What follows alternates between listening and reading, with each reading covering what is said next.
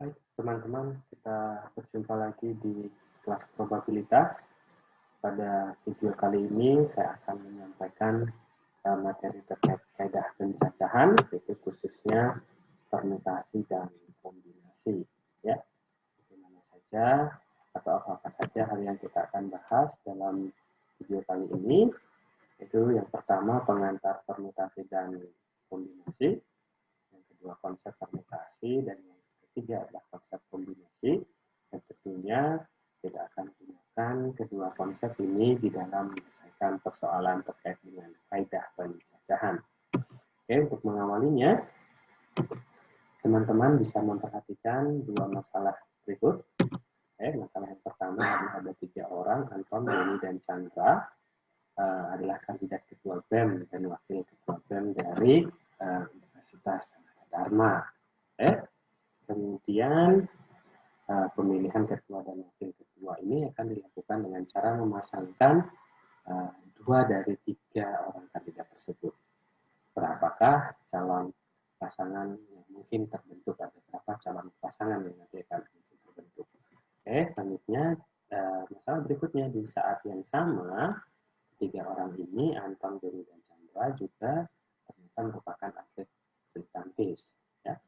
Minggu depan mereka akan mengikuti kejuaraan bulu tangkis ganda putra. Ya, jadi Universitas Sanata Dharma akan mengirimkan 1 tim untuk mengikuti kejuaraan tersebut. Bagaimana pasangan-pasangan tim bulu tangkis yang mungkin sebagai perwakilan universitas untuk mengikuti kejuaraan. Oke, jadi ini adalah 2 masalah yang saya munculkan pertama untuk kalian bisa atau teman-teman nanti bisa membedakan antara konsep permutasi dan kombinasi. Oke, kita bisa lihat untuk masalah yang pertama. Di sini bagaimana saja pasangan-pasangan kandidatnya. Misalkan saya tulis begini, A, B, seperti itu.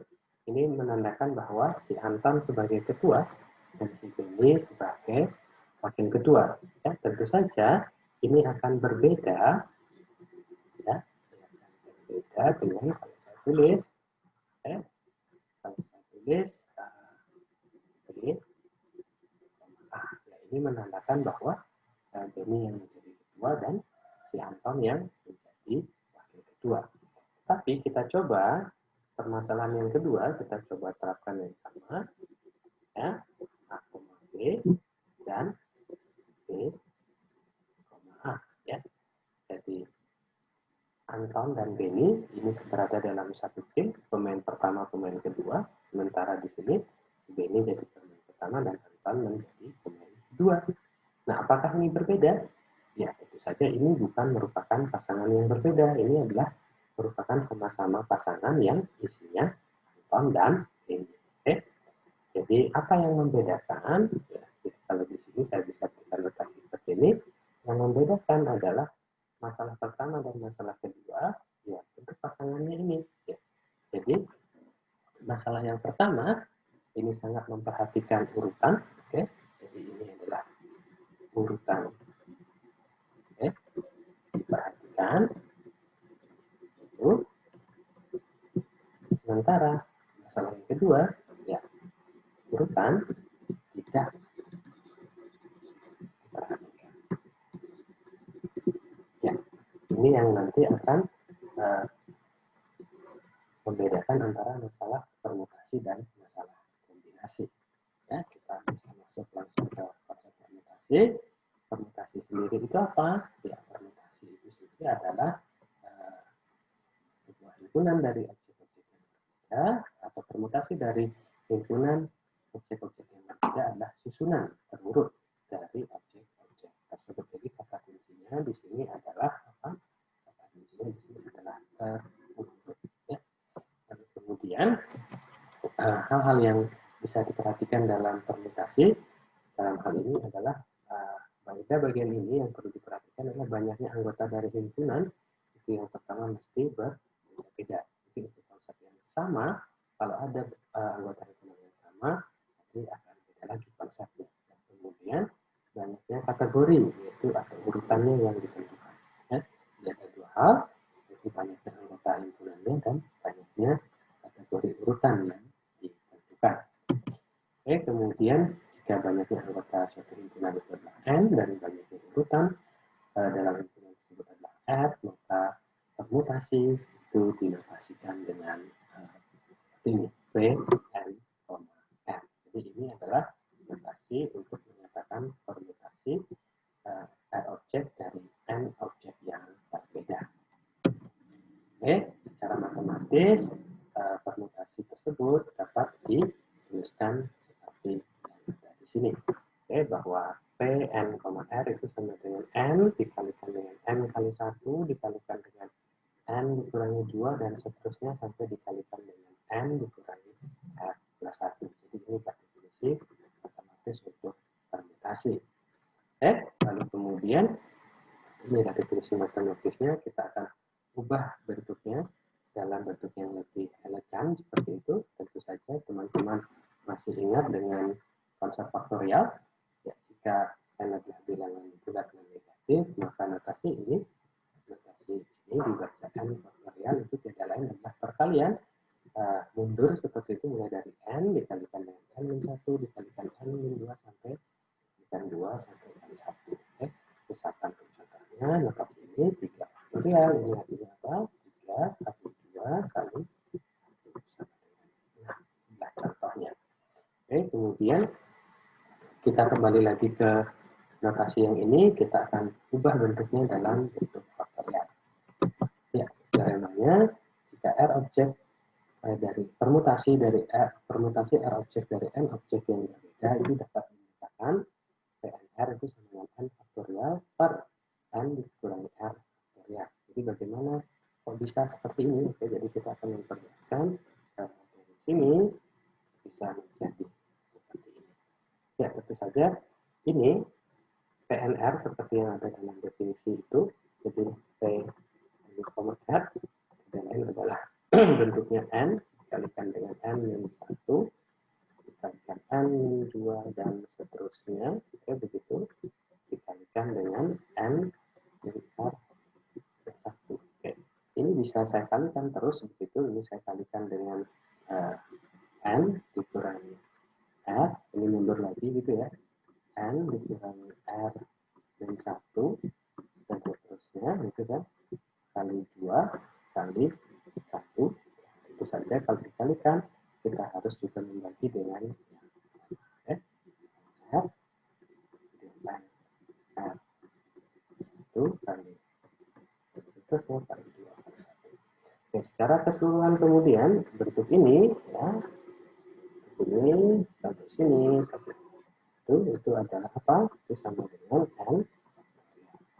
Lalu kemudian bentuk yang di bawahnya atau penyebutnya ini bentuknya adalah apa?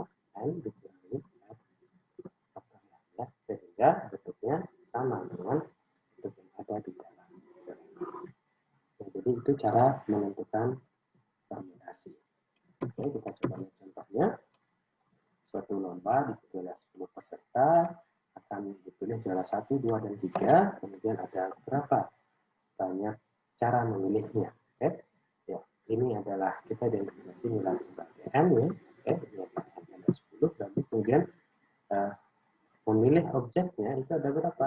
1, 2, dan 3. Berarti apa? N sama dengan 3. Ya, sehingga penyelesaiannya itu adalah P 10, ya itu adalah apa?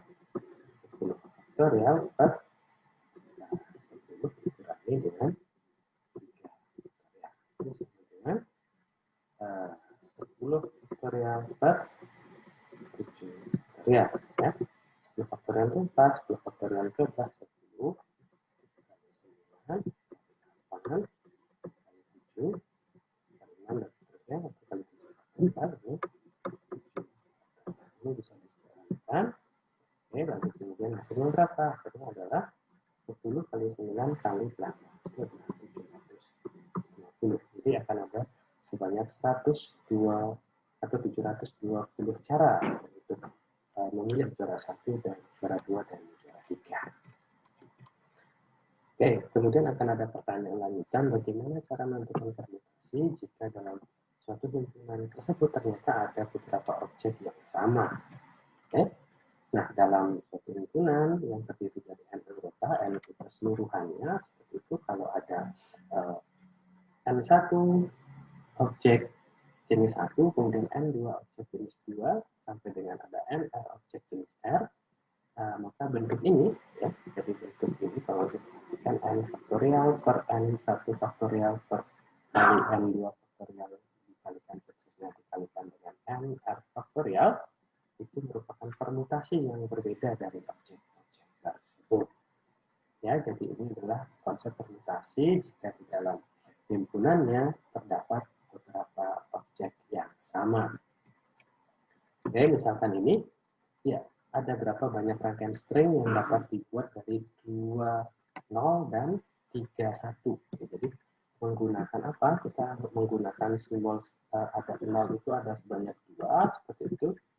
Ya, jadi 0 itu ada sebanyak 2 dan 1 itu ada sebanyak 3. Oke, seperti itu dari sebanyak 3. Oke, jadi di dalam himpunan tersebut, ya, ada yang sama, 0-nya ada 2 dan 1-nya ada 3. Jadi total N-nya itu adalah 5 himpunannya. Lalu N1-nya itu adalah 2, sementara N2-nya adalah 3. Ya, kita bisa saja menyusun penyelesaiannya secara manual seperti itu, stringnya seperti apa saja yang ada. Ya, misalkan string yang pertama itu adalah string yang pertama itu bentuknya adalah 0, 0, 1, 1. Oke.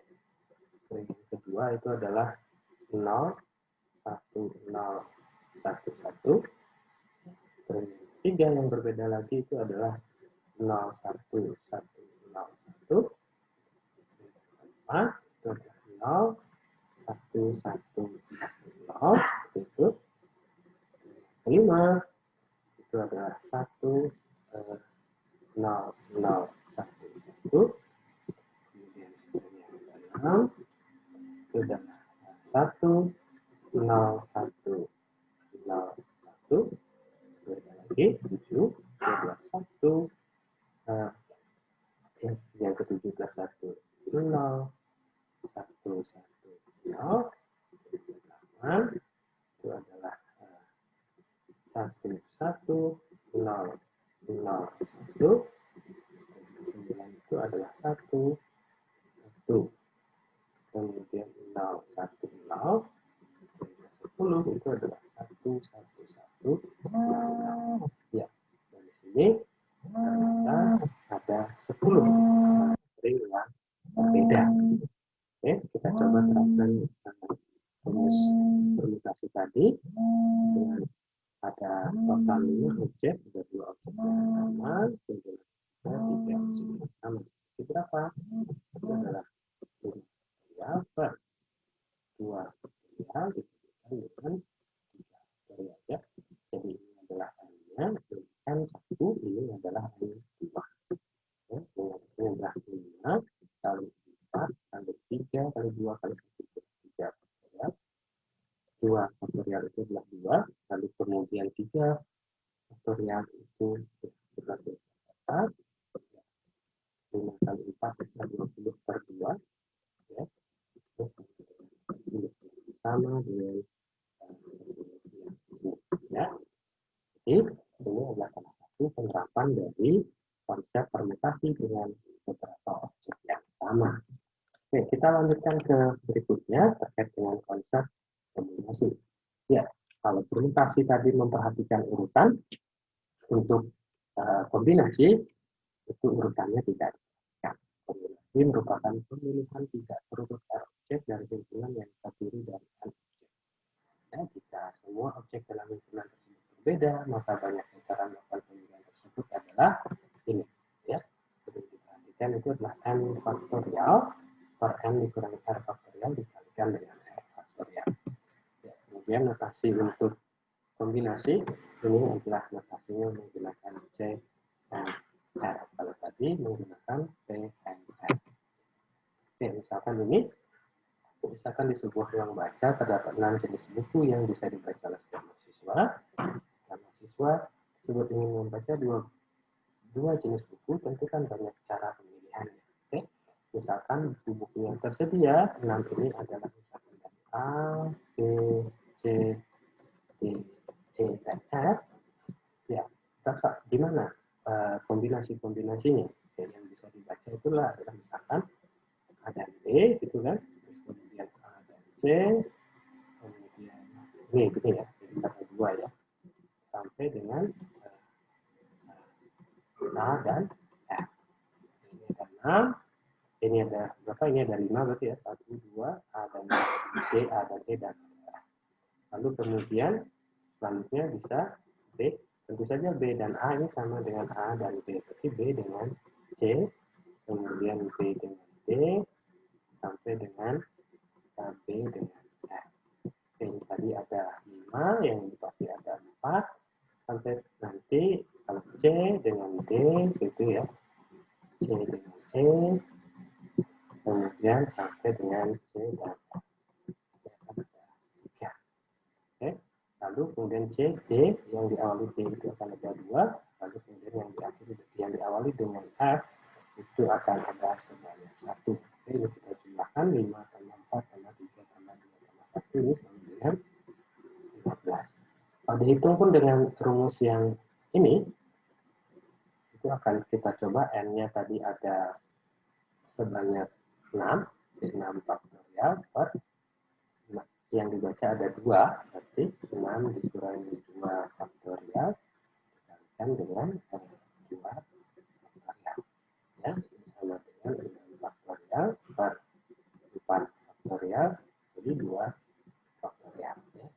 Ini kalau dihitung ini sama dengan 6 faktorial, ini adalah 6 kali 5 kali 4 faktorial per 4 faktorial kali 2 faktorial.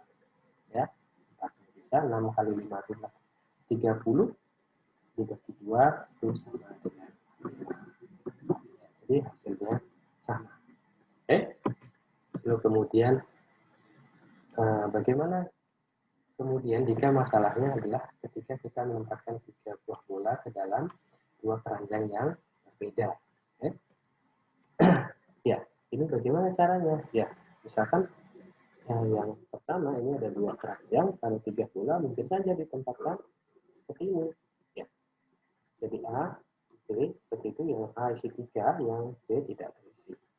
Oke, atau mungkin yang A isi 1, yang B isi 2, atau sebaliknya. Oke, yang A isi 2, yang B isi 1, atau yang kemudian seluruhnya diletakkan di B. Ya. Jadi ini adalah kemungkinannya. Ya, kemudian bagaimana cara untuk menentukannya? Ya, masalah yang ada di atas ini sebenarnya merupakan masalah yang bisa diselesaikan dengan prinsip kombinasi. Ya, metode yang digunakan dalam menyelesaikan persoalan tersebut adalah metode pembagi. Ya, jadi permasalahan yang seperti ini, ada berapa wadah yang disediakan, kemudian ada berapa objek yang identik, itu bisa kemudian dinyatakan dengan formula. Ya, jadi kombinasi dari N plus R-1 dengan R-1. Ya. Jadi kiranya itu penjelasan singkat terkait dengan topik permutasi dan kombinasi. Terima kasih atas perhatian teman-teman. Semoga materi ini dapat dipahami dengan baik. Sampai jumpa lagi di pertemuan berikutnya. Terima kasih.